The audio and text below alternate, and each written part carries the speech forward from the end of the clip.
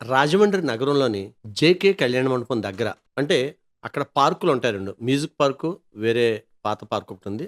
ఆ ఎదురు వీధిలో ఒక రోడ్డు నిర్మాణం జరుగుతుంది. ఇక్కడ చక్కటి రోడ్డు రావడమే కాదండోయ్, అనేక ప్రశ్నలు వచ్చినాయి. అందులో మొట్టమొదటిది, అక్కడ వరకు సుమారుగా 40 నుంచి 60 అడుగులున్న రోడ్డు సడన్గా 20 అడుగులకి ఎందుకు వచ్చేసింది?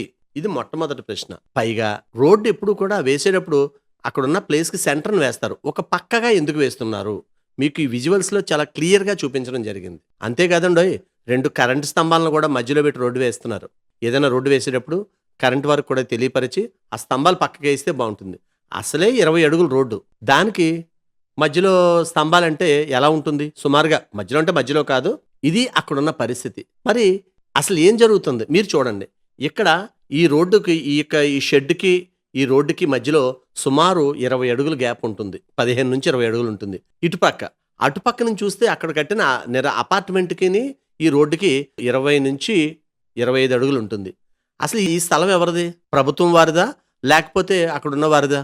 ఇది ఎవరు తేల్చాలి? నగరపాలక సంస్థ వారు తేల్చాలి. దీనిపై ప్లానింగ్ సెక్రటరీని వివరణ కోరగా, నాకైతే ఏం తెలియదు, నేను కొత్తగా వచ్చానండి అని చెప్పాడు. కాకపోతే ఇక్కడ ఎవరైతే స్థలం ఆక్రమించారు అని చెప్పబడుతున్నారో వాళ్ళు అధికారులను మేనేజ్ చేశారు అంటున్నారు. అయితే ఎవరైతే మాకు సమాచారం ఇచ్చారో వాళ్ళైతే త్వరలో అటు స్పందనకు అవసరమైతే న్యాయ పోరాటానికి కూడా వెళ్ళనున్నట్టు తెలియజేశారు. ఏం జరుగుతుందో వేచి చూద్దాం. నేను అక్కడికి వెళ్ళిన తర్వాత అక్కడ ఉన్న విషయం అధికారులు తెలియజేస్తే వారైతే మాత్రం మేము ఎంక్వైరీ చేస్తామని సానుకూలంగా స్పందించడం అయితే కొసమెరుపు. మరి నగరపాలక సంస్థ వారు కాస్త రోడ్లు వేసేటప్పుడు అక్కడ ఎన్ని అడుగుల రోడ్డు ప్లానింగ్ ప్రకారం ఏదో చూసుకుని చేస్తే బాగుంటుంది. ఇది నా మాట కాదండి, ప్రజల మాట. అప్పటి వరకు 60 అడుగులు సుమారుగా వచ్చిన రోడ్డు సడన్గా 20 అడుగులు ఎందుకు అయిపోయింది? లేఅవుట్ మారినా సరే ఇది ప్రజల మదిలో మెదులుతున్న ప్రశ్న. ఇది ప్రజలకు సమాధానం చెప్పండి చాలు.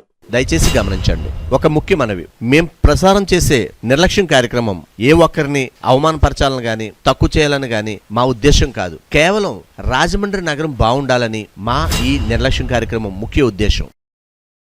ఇలాంటి చాలా ఉన్నాయి, ఇంకా దాచాం కుప్పలుగా.